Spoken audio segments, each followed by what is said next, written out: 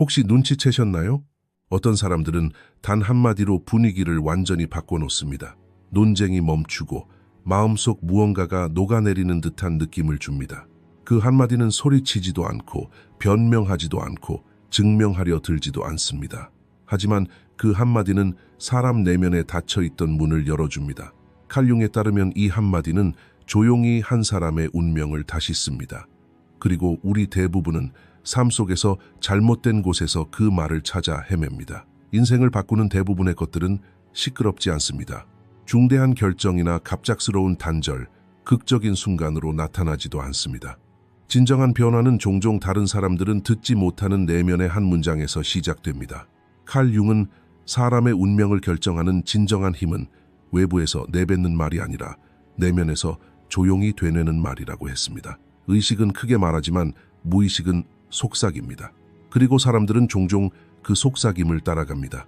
삶에 반복되는 순환, 비슷한 사람들에게 끌리는 현상, 비슷한 좌절, 그리고 같은 감정적 함정을 이해하는 데 거창한 이론은 필요하지 않습니다.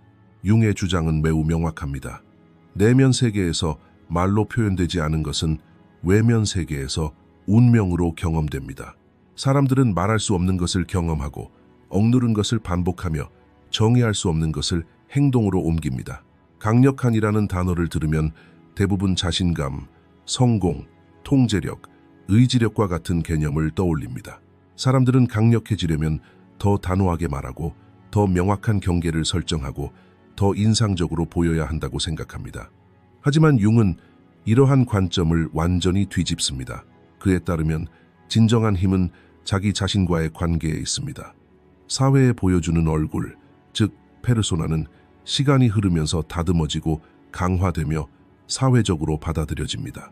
사람들은 이 가면을 쓰고 사업을 하고 관계를 맺고 살아남습니다. 그러나 가면 뒤에 숨겨진 본질이 들리지 않을 때 불안감이 시작됩니다. 내면의 긴장이 쌓이고 이 긴장은 시간이 지나면서 피로감, 무의미함, 초조함, 이유 없는 분노로 나타납니다.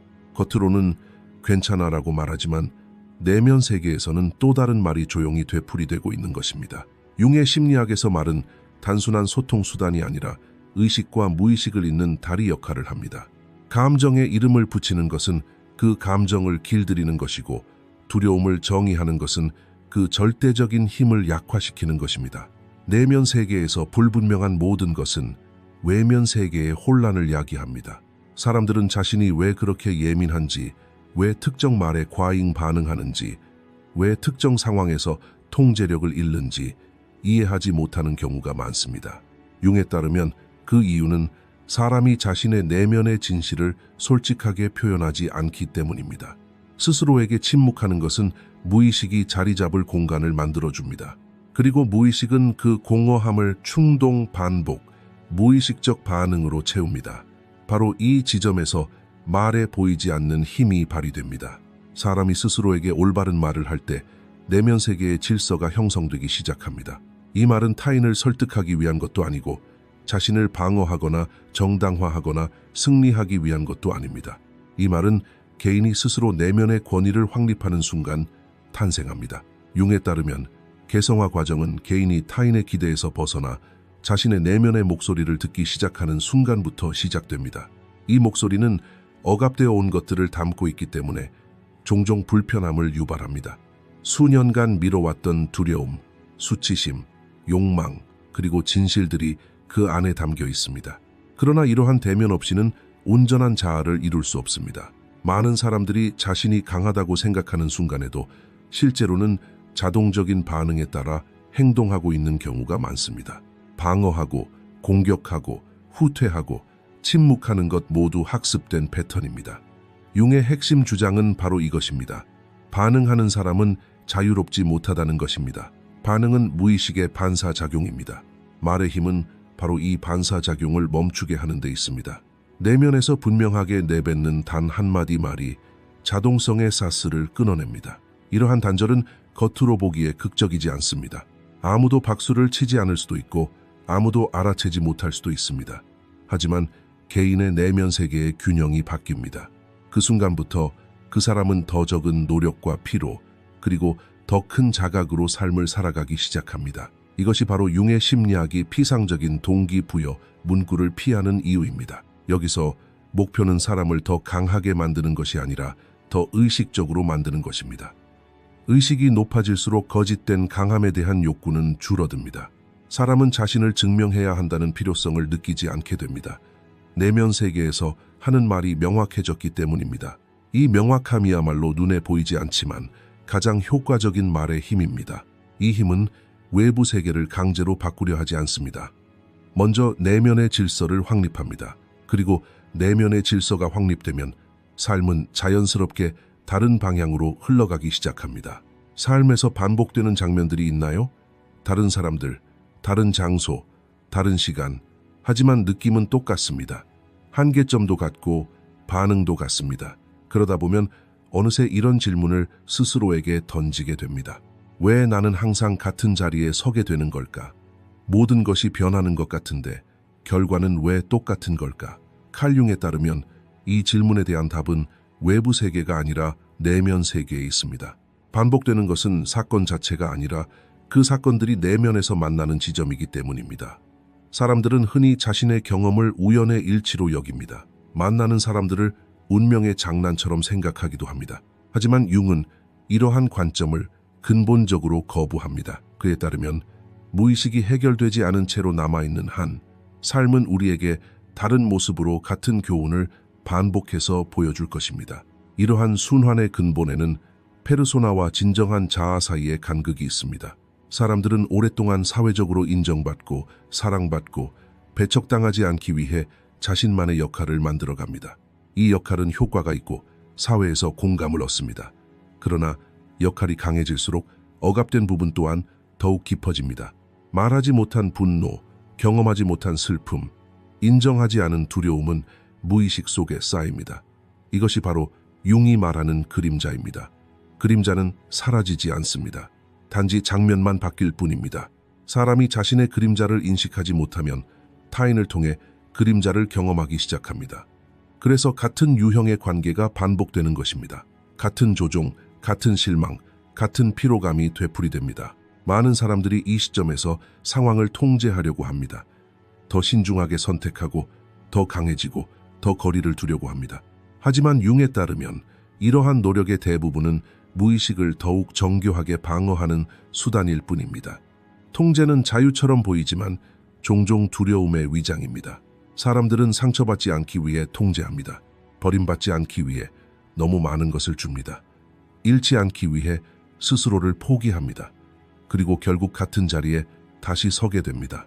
악순환을 만들어내는 근본적인 메커니즘을 해결하지 못했기 때문입니다. 같은 문장이 여전히 내면에서 조용히 되풀이되고 있습니다. 악순환의 또 다른 원인은 자동적인 반응입니다. 융은 사람이 가장 위험한 순간은 자신이 무의식 상태일 때라고 말합니다. 감정적으로 동요하는 사람은 생각하지 않고 반응합니다. 그리고 그 반응은 과거에서 비롯됩니다. 어린 시절의 상처, 과거의 아픔, 억압된 경험들이 그 반응을 부추깁니다. 오늘 일어난 일은 마치 버튼을 누른 것처럼 그 반응을 자극합니다. 사람은 왜 이렇게 과민 반응했을까? 라고 자문하지만 그 해답은 현재에 있지 않습니다. 무의식은 이미 비슷한 상황을 경험했기 때문입니다. 악순환은 바로 여기서 끝납니다. 사람들은 과거에 해결하지 못했던 일들을 현재에서 되풀이하기 시작합니다. 이때 멈춰서 생각해 볼 필요가 있습니다. 삶은 당신을 벌주는 것이 아니라 당신을 가르치는 것입니다. 융에 따르면 반복되는 모든 순환은 자각으로 향하는 초대장입니다. 드러나고 싶어 하는 부분이 있고 받아들여지고 싶어 하는 감정이 있고 표현되고 싶어 하는 진실이 있습니다. 사람들이 이를 무시할수록 악순환은 더욱 심화됩니다. 더 강렬한 감정과 더 무거운 결과가 나타납니다. 결국 사람은 지금 나에게 무엇을 말하고 있는 걸까? 라고 묻기 시작합니다. 여기까지 읽으신 분이라면 작지만 의미 있는 자각을 얻으셨을 것입니다. 지금 설명드리는 내용이 낯익게 들린다면 그것은 우연이 아닙니다. 이 여정을 이어가면서 이러한 악순환을 어떻게 해결하고 무의식을 어떻게 다스릴 수 있는지에 대해 이야기해 보겠습니다. 이 심도 있는 심리 여정에 공감하신다면 채널 구독을 통해 함께 앞으로 나아갈 수 있습니다. 악순환은 운명이 아닙니다. 알아차리지 못할 때 운명처럼 보일 뿐입니다. 하지만 인식하게 되면 비로소 풀리기 시작합니다. 같은 악순환에 갇히는 한 가지 이유는 내면의 신호를 억누르는 습관 때문입니다. 불편한 감정이 생기면 대부분의 사람들은 즉시 그 감정을 억누르려 합니다. 바쁜 일상, 이성, 논리 또는 타인의 기대 등으로 감정을 덮어버리는 것이죠. 융에 따르면 억눌린 감정은 에너지를 잃는 것이 아니라 단지 방향만 바뀔 뿐입니다. 겉으로는 평온해 보이는 삶 속에서도 내면에는 끊임없는 긴장이 쌓입니다. 이 긴장은 시간이 흐르면서 사람의 선택에 영향을 미칩니다. 무의식적으로 사람들은 익숙한 고통으로 돌아가는 문을 열게 됩니다. 무의식이 불확실한 평화보다 익숙한 감정을 선호하기 때문입니다.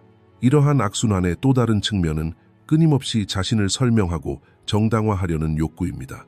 사람이 오해받는다고 느끼면 더 많이 설명하고 더 많이 자신을 변호하고 자신의 주장을 더 입증하려고 애씁니다. 융은 이러한 행동이 종종 인정받고자 하는 욕구에 뿌리를 두고 있다고 주장합니다. 이러한 인정 욕구가 인정받지 못하면 사람은 자신의 중심에서 멀어지게 됩니다.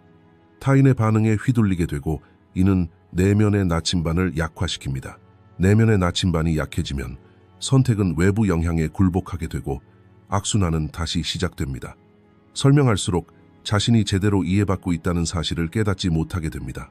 따라서 융의 심리학에서 이러한 악순환을 끊는다는 것은 타인을 바꾸는 것이 아닙니다. 진정한 변화는 자신이 자신의 내면을 들여다볼 때 시작됩니다. 사람들은 흔히 자신이 강력하다고 느끼는 말들을 쫓습니다. 내가 옳다. 나는 견뎌야 한다. 나는 통제해야 한다. 나는 침묵해야 한다.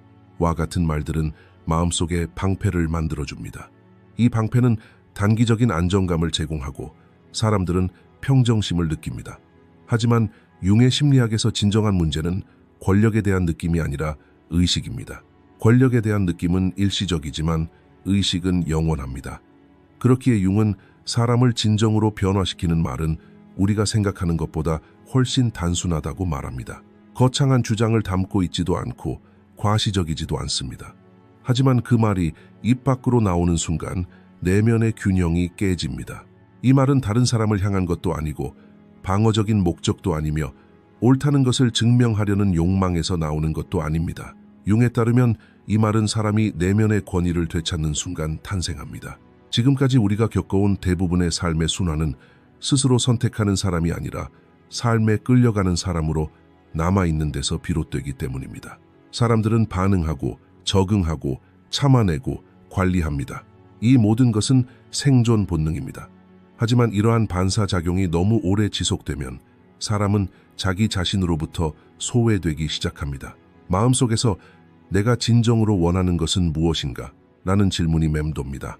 이 질문을 스스로에게 던지지 않으면 무의식이 답을 내놓기 시작합니다. 그리고 그 답은 대개 행동의 형태로 나타납니다. 융에 따르면 이때 가장 강력한 말이 나옵니다. 바로 나는 선택한다입니다. 이 말은 단순해 보이지만 그 효과는 심오합니다. 나는 선택한다라고 말하는 것은 자동 조종 장치를 끄는 것을 의미합니다. 반응에서 한 발짝 물러서는 것을 의미합니다. 내면에서 이 말을 내뱉을 때 무의식이 오랫동안 지배해온 영역이 축소되기 시작합니다. 더 이상 모든 자극적인 행동에 반응해야 할 필요성을 느끼지 않게 됩니다. 더 이상 모든 감정에 휩쓸리지 않게 됩니다. 나는 선택한다라고 말하는 것은 무슨 일이 일어나고 있는지 인식하면서도 스스로 방향을 결정할 수 있다는 것을 의미합니다. 이 말을 내뱉는 순간 페르소나는 흔들립니다. 페르소나는 종종 타인의 기대에 따라 형성된 구조이기 때문입니다. 하지만 선택은 타인의 기대보다 내면의 진실을 우선시하는 것입니다. 그렇기에 이 말을 내뱉는 것은 쉽지 않습니다. 내면 세계에는 대가가 따릅니다. 선택은 몇몇 문을 닫아야 함을 의미합니다. 그것은 몇몇 관계, 몇몇 습관, 몇몇 정체성의 해체로 이어집니다. 이것이 바로 융이 말하는 개성화 과정입니다. 다른 사람들과 똑같아지는 것을 멈출 때 사람은 진정한 자신에 더 가까워집니다. 이러한 접근 방식이 항상 편안한 것은 아닙니다. 처음에는 공허함을 느끼게 됩니다. 습관적인 반응이 더 이상 통하지 않기 때문입니다. 많은 사람들은 자신이 선택한다고 생각할 때 실제로는 도망치고 있다는 사실을 깨닫지 못합니다. 융은 이 점을 분명히 합니다. 도피가 선택으로 위장할 때 악순환은 더욱 심화됩니다. 진정한 선택은 의식적인 자세를 요구합니다. 감정을 억누르거나 두려움을 부정하거나 고통을 미화하지 않고 바라볼 수 있는 능력을 필요로 합니다. 나는 선택한다 라는 말은 바로 이러한 관점을 가능하게 합니다. 이 말을 통해 사람은 스스로에게 나는 무슨 일이 일어나고 있는지 알고 있지만 내 방향을 스스로 결정한다 라고 말합니다. 이 문장을 내뱉는 순간 내면 세계의 중심이 형성됩니다. 이 중심은 외부 세계의 혼돈에 굴복하지 않습니다. 오히려 더욱 차분해지고 명확해지고 단호해집니다. 융의 심리학에서 변화는 요란스럽지 않습니다. 사람이 어느 날 아침 갑자기 완전히 다른 사람이 되는 것은 아닙니다. 변화는 내면 세계에서 내뱉는 단 하나의 단어를 반복적으로 떠올리는 과정을 통해 일어납니다. 나는 선택한다라는 단어는 시간이 지나면서 반사작용처럼 몸에 배게 됩니다. 어떤 계기가 생기는 순간, 결정을 내려야 하는 순간, 물러서야 할 필요성이 느껴지는 순간에 마음속에 떠오릅니다. 이 단어는 단순한 구호가 아닙니다. 그것은 자각의 문장입니다. 그리고 자각은 무의식의 가장 큰 적입니다. 따라서 융에 따르면 사람에게 진정으로 힘을 주는 것은 통제가 아니라 선택입니다. 통제는 외부 세계를 대상으로 하지만 선택은 내면 세계를 조절합니다. 내면 세계가 조절되면 외부 세계의 영향력은 자연스럽게 줄어듭니다. 사람은 여전히 같은 상황에 처해 있을 수 있습니다. 같은 도시에 살고 같은 직업을 갖고 같은 관계를 맺고 있을 수 있습니다. 하지만 더 이상 같은 관점에서 세상을 바라보지 않습니다. 더 이상 같은 관점에서 반응하지 않습니다. 내면 세계에서 방향을 결정하는 단어가 명확하기 때문입니다. 이 단어는 겉보기에는 작지만 오래도록 영향을 미치는 가장 강력한 단어입니다. 이 단어의 힘은 시간이 지날수록 더욱 분명하게 느껴집니다. 처음에는 큰 안도감을 주지 못할 수도 있습니다. 오히려 어떤 사람들에게는 단기적인 불안감을 불러일으킬 수도 있습니다. 선택이라는 행위는 자신에 대한 환상을 깨뜨리기 때문입니다. 어쩔 수 없었어. 다른 선택의 여지가 없었어. 최선을 다했어. 와 같은 말들은 더 이상 의미를 잃게 됩니다. 융에 따르면 이러한 불안감은 건강한 것입니다. 이는 의식이 확장되고 있음을 보여줍니다. 사람은 처음으로 자신이 삶에서 수동적인 존재가 아니라는 것을 깨닫게 됩니다. 이러한 깨달음은 또한 책임감을 가져옵니다. 더 이상 일어나는 모든 일을 외부 환경 탓으로 돌릴 수 없게 되는 것입니다. 이제 좀 더 깊이 들어가 보겠습니다. 표면적으로 드러나는 이유가 진실이 아닌 경우가 많기 때문입니다. 사람들은 자신의 경험을 이해하려고 할 때 대개 가장 그럴듯한 설명에 매달립니다. 상대방을 탓하고 상황을 비판하고 시간이 불공평하다고 생각합니다. 칼 융에 따르면 이러한 설명들은 위안이 될 뿐 근본적인 변화를 가져오지는 못합니다. 진정한 변화는 개인이 자신의 내면, 메커니즘을 직시할 용기를 가질 때 시작됩니다. 어떤 사건이 발생하고 사람은 반응합니다. 그 반응을 정당화할 수 있는 수많은 변명을 찾을 수 있습니다. 하지만 융이 주목하는 질문은 바로 이것입니다. 왜 이 반응은 그렇게 자동적이었을까? 왜 그렇게 익숙했을까? 무의식이 과거의 미완성된 경험을 현재에서 완성하려고 하기 때문입니다. 한층 더 깊이 파고들면 통제하려는 욕구 뒤에 숨겨진 두려움이 드러납니다. 사람들은 종종 통제를 권력으로 착각합니다. 모든 것을 통제함으로써 상처받거나 길을 잃거나 무너지지 않을 것이라고 생각합니다. 융에 따르면 통제는 무의식의 가장 미묘한 방어 기제 중 하나입니다. 사람은 자신이 통제하고 있다고 생각하며 진정하고 있다고 느끼지만 내면의 긴장은 줄어들지 않고 오히려 깊어집니다. 통제가 신뢰를 대체했기 때문입니다. 신뢰가 없으면 마음은 끊임없이 경계 상태에 머무릅니다. 이러한 고도의 경계 상태는 현재 순간을 초월합니다. 과거와 미래 사이에 갇힌 삶이 시작되는 것입니다. 바로 이 지점에서 그림자라는 개념이 등장합니다. 그림자는 자신이 보고 싶지 않거나 억압하거나 부정하는 모든 측면을 포괄합니다. 융에 따르면 자신의 그림자를 직면하지 않는 사람은 타인을 통해 그림자를 인식하게 될 수밖에 없습니다. 타인의 불편한 특성은 종종 자신 안에 억압된 측면의 반영입니다. 그렇기 때문에 어떤 사람들에게는 설명할 수 없는 분노가, 특정 상황에는 지나친 예민함이 생기는 것입니다. 사람들은 논리로 이러한 감정을 억누르려 하지만 억압된 것은 사라지지 않고 더욱 간접적인 방식으로 되돌아올 뿐입니다. 더 깊이 들어가려면 이러한 간접적인 경로를 인식해야 합니다. 융의 심리학에서 이러한 깨달음은 쉬운 과정이 아닙니다. 왜냐하면 사람은 스스로에게 이야기를 들려주기 때문입니다. 이러한 이야기들은 정체성을 유지합니다. 이게 바로 나야. 나는 항상 이렇게 행동해왔어. 이게 내 본성이야와 같은 문장들은 안전지대를 만들어줍니다. 하지만 더 깊이 파고들면 이 기반이 흔들립니다. 자신이 행동이라고 인식했던 것들 중 일부가 과거에 학습한 생존 전략이라는 것을 깨닫게 되는 것입니다. 이러한 자각은 공허감을 불러일으킵니다. 예전의 반응들이 더 이상 예전만큼 효과적이지 않기 때문입니다. 새로운 입장이 아직 완전히 정립되지 않은 상태입니다. 융은 이러한 과도기를 변혁의 가장 민감한 시점이라고 설명합니다. 이 단계에서 많은 사람들은 물러나고 싶어 합니다. 옛 습관으로 돌아가는 것이 더 익숙하게 느껴지기 때문입니다. 융에 따르면 이러한 물러나고 싶은 욕구는 이해할 만합니다. 무의식은 해체되면서 저항하기 때문입니다. 그러나 이러한 저항을 극복하면 내면 세계에 새로운 중심이 형성됩니다. 이 중심은 외부 조건에 좌우되지 않습니다.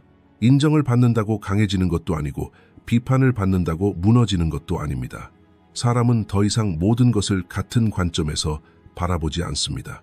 자신의 반응의 근원을 이해하게 되고 감정을 억누르지 않고 온전히 받아들입니다. 그들은 고통을 부정하지 않고 견뎌내는 법을 배웁니다. 이러한 학습 과정은 사람을 무디게 만드는 것이 아닙니다. 오히려 더 유연하고 차분하고 명료하게 만듭니다. 한 단계 더 깊이 들어간다는 것은 삶의 모든 질문에 대한 답을 찾는다는 의미가 아닙니다. 융이 말하는 성숙함이란 불확실성과 공존하는 능력입니다. 모든 것을 통제하려는 시도를 내려놓을 때 모든 것이 무너지는 것은 아닙니다. 오히려 처음으로 제자리를 찾는 것들이 생깁니다. 내면에서 확립된 이러한 균형은 겉으로 드러나지 않습니다. 하지만 사람은 내면에서 이렇게 느낍니다. 나는 더 이상 자동적인 반응에 따라 살지 않아. 보고, 느끼고, 그러면서도 내 방향을 스스로 결정해. 이 지점에서 자신에게 익숙한 무언가를 발견한다면 그것은 신호입니다. 깊이 들어가려면 용기가 필요합니다. 하지만 깊이는 분열이 아니라 통합이 이루어지는 곳입니다. 더 깊이 들어갈수록 진정한 피로는 사건 자체에서 오는 것이 아니라 같은 자리에서 끊임없이 반응하는 데서 온다는 것을 깨닫게 됩니다. 마음은 항상 같은 방어 기제를 구축하고 같은 설명을 만들어내고 같은 내면의 독백을 반복합니다. 융에 따르면 이러한 반복은 의식이 아닌 습관의 산물입니다. 그리고 습관은 자각이 없을 때 더욱 강해집니다. 사람들은 자신도 모르는 사이에 내면의 감옥을 짓습니다. 이 감옥의 벽은 생각, 두려움, 그리고 과거의 경험으로 이루어져 있습니다. 깊이 파고든다는 것은 이러한 벽을 허무는 것이 아니라 어떻게 그리고 왜 그 벽이 세워졌는지 이해하는 것입니다. 이 단계에서 중요한 변화가 일어납니다. 자신의 감정으로부터 거리를 두는 법을 배우게 되는 것입니다. 거리를 둔다는 것은 분리를 의미하는 것이 아닙니다. 오히려 더 건강한 관계를 맺을 수 있게 해줍니다. 내면 세계에서 확립된 자각은 일상생활로 이어지지 않으면 추상적인 생각으로만 남습니다. 칼 융의 접근 방식은 이 점에서 매우 실용적입니다. 그는 큰 변화는 작고 반복 가능한 단계들을 통해 일어난다고 강조합니다. 이것이 바로 우리가 미시 프로토콜이라고 부르는 것입니다. 미시 프로토콜은 삶을 근본적으로 바꾸는 것을 목표로 하는 것이 아니라 삶과의 관계를 재구성하는 것을 목표로 합니다. 일상생활에서 경험하는 작은 순간들이 바로 무의식이 가장 자주 활성화되는 순간들입니다. 메시지가 도착하거나 스쳐 지나가는 시선, 문장을 듣는 순간, 사람들은 종종 생각 없이 반응합니다. 융에 따르면 이러한 순간들은 놓쳐서는 안 될 중요한 문턱입니다. 의식적인 선택은 바로 이 순간부터 시작되기 때문입니다. 미시 프로토콜의 첫 번째 단계는 멈추는 것입니다. 멈춘다는 것은 수동적인 태도를 의미하는 것이 아닙니다. 시간을 버는 것을 의미합니다. 어떤 자극을 받았을 때 나타나는 첫 번째 충동적인 반응은 대개 과거에서 이어져 온 패턴입니다. 이러한 반응을 알아차렸을 때 즉시 행동하는 대신 몇 초간의 간격을 둡니다. 이 간격 동안 내면 세계에 나는 지금 선택할 수 있다라는 명확한 문장이 떠오릅니다. 이 문장은 무의식의 속도를 늦춥니다. 감정은 여전히 존재하고 신체도 여전히 영향을 받지만 무의식을 조종하는 자동 모드는 더 이상 작동하지 않습니다. 융의 심리학에서 이 짧은 멈춤은 자유가 시작되는 지점입니다.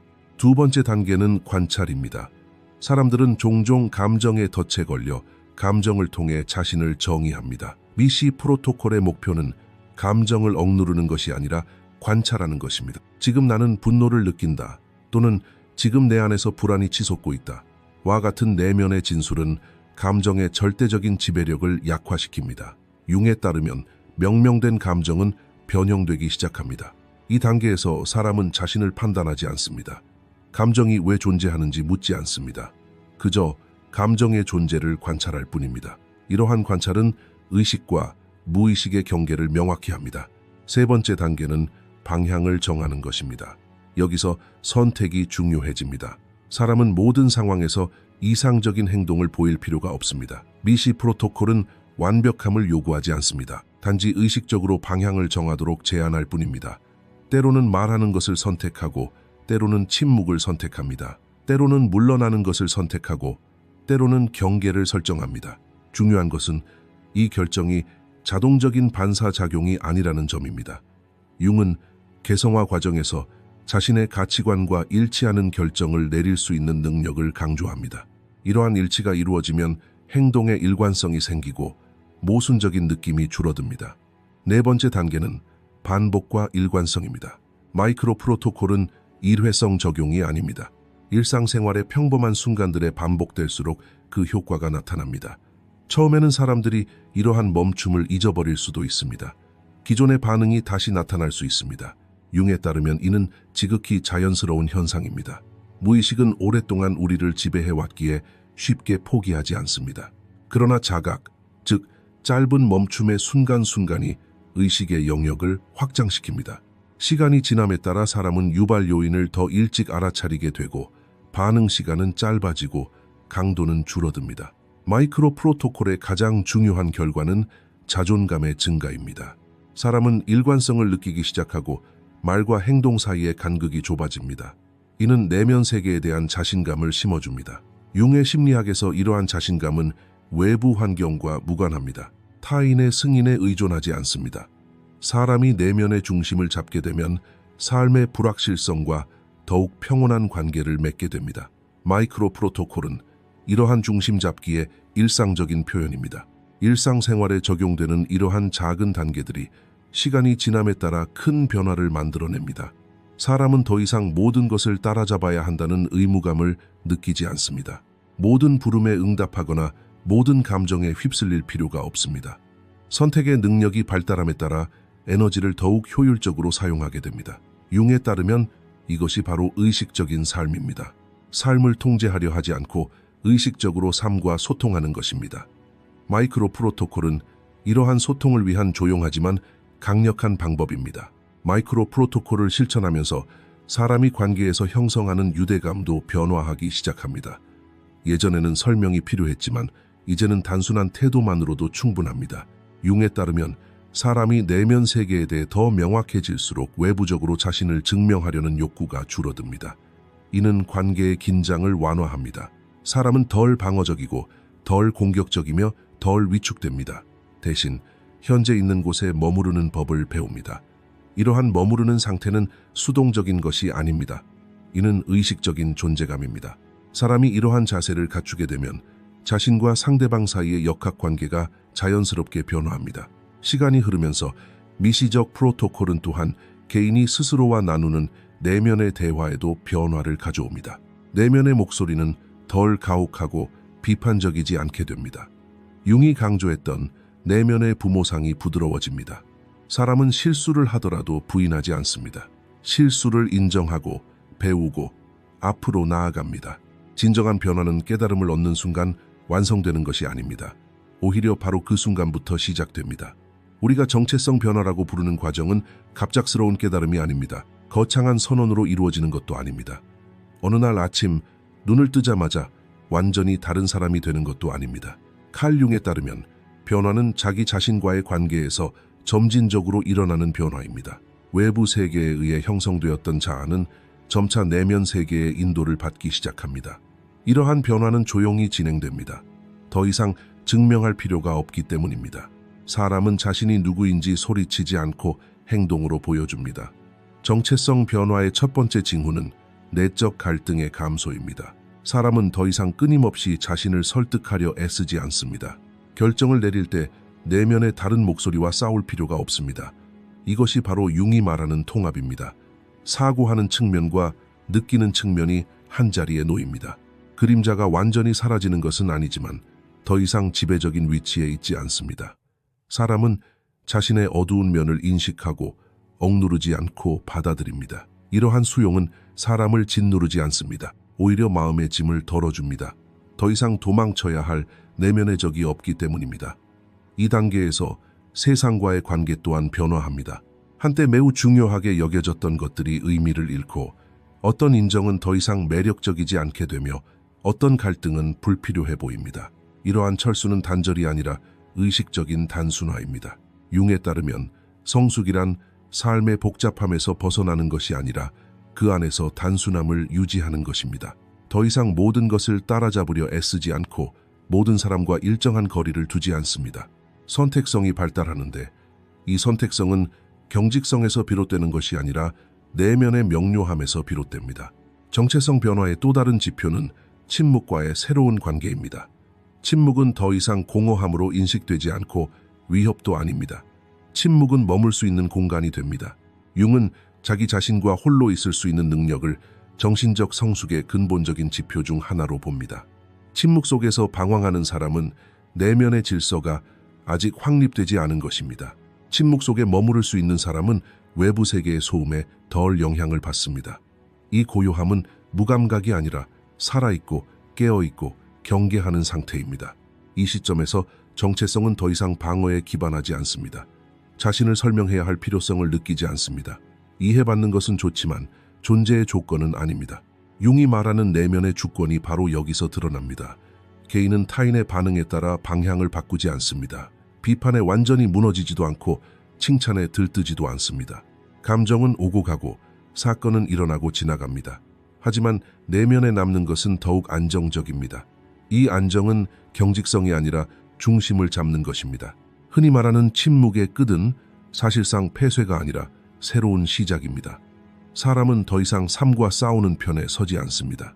끊임없이 수정하고 통제하고 따라잡으려 했던 자아는 사라집니다. 그 자리에 관찰하고 선택하고 책임을 지는 자세가 들어섭니다. 융에 따르면 이러한 자세는 사람을 선하게 만드는 것이 아니라 온전하게 만듭니다. 온전함은 완벽함이 아닙니다. 그것은 부분들이 함께 설 수 있는 능력입니다. 빛과 그림자, 강인함과 연약함이 하나의 정체성 안에서 공존할 수 있는 능력. 이러한 조용한 변화는 겉으로 드러나지 않을 수 있습니다. 같은 도시에 살고 같은 일을 하고 같은 사람들을 만날 수도 있습니다. 하지만 내면에는 다른 리듬이 흐릅니다. 반응은 느려지고 결정은 더 명확해지며 경계는 더욱 자연스러워집니다. 삶은 여전히 힘들 수 있습니다. 고통이 완전히 사라지지는 않습니다. 하지만 그 사람은 더 이상 고통과 자신을 동일시하지 않습니다. 고통을 살아가고 감당하고 그 속을 헤쳐나갑니다. 이것이 바로 융이 정의한 성숙한 개인의 모습입니다. 이 시점에서는 거창한 선언이 필요하지 않습니다. 더 이상 거창한 선언이 필요 없기 때문입니다. 정체성의 변화는 스스로를 증명하려 하지 않습니다. 조용히 자리 잡습니다. 사람은 더 이상 타인에게 자신이 누구인지 설명하려 애쓰지 않습니다. 스스로 내면에서 자신이 누구인지 알고 있습니다. 그리고 이러한 깨달음의 상태는 외부 세계의 모든 불확실성에도 불구하고 흔들리지 않는 토대를 형성합니다. 이것이 바로 조용한 끝맺음입니다. 소리 없고 꾸밈 없지만 영원한 끝맺음입니다. 이것으로 이번 영상을 마치겠습니다. 더 많은 콘텐츠를 보시려면 채널을 구독해주세요. 재정적으로 후원하고 싶으시다면 가입하기 버튼을 통해 회원이 되어주세요. 감사합니다.